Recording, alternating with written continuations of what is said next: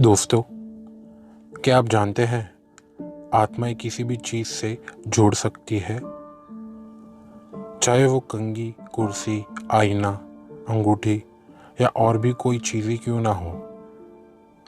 ऐसी कई घर हैं जो हॉन्टेड यानी प्रेतवादित है।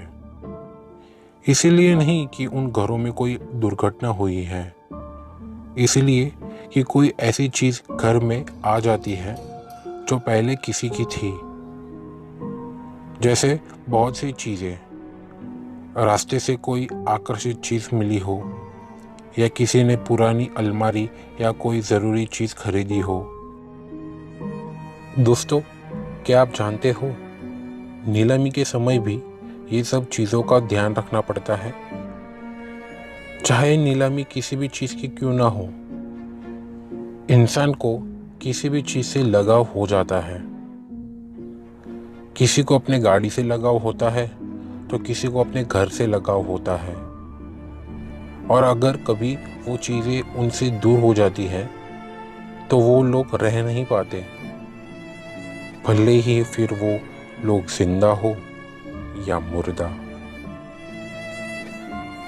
आज मैं आपके लिए ऐसी ही एक सच्ची कहानी लाया हूँ जो हमारे दूर के रिश्तेदार के साथ हुई थी।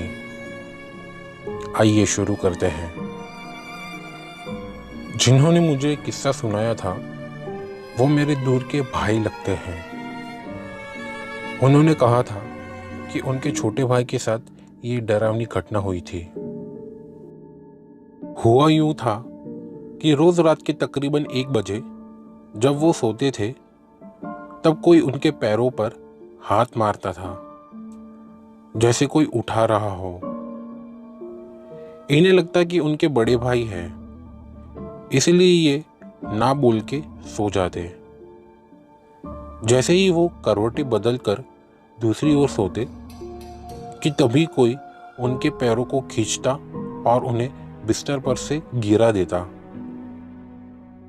पहले तो कुछ दिनों उन्हें ऐसा लग रहा था कि करवटें बदलने की वजह से ये सब हो रहा है, पर दूसरी रात से उन्हें सपने आने लगे जहां उनके कमरे में अंधेरों में एक औरत का साया दिखता था, और वो साया उन्हीं को गुस्से से देख रहा होता था।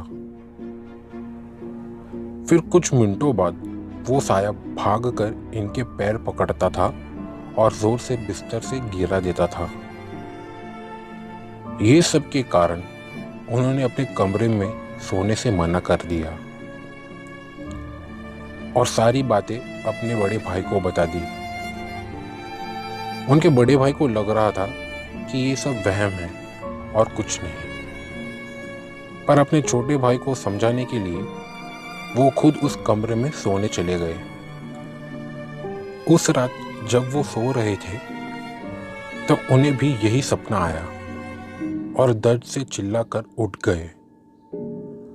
जब उठे तब खुद को उन्होंने जमीन पर पाया। अब दोनों भाई पूरे डर गए और दोनों ने अपनी माँ को ये सारी बात बताई। ये सुनकर उनकी माँ ने इस बात पर जांच की। तब तक के लिए उन्हें उस कमरे से दूर रहने को कहा। थोड़े दिनों बाद सच सामने आया कि गड़बड़ कमरे में नहीं बल्कि बिस्तर में थी।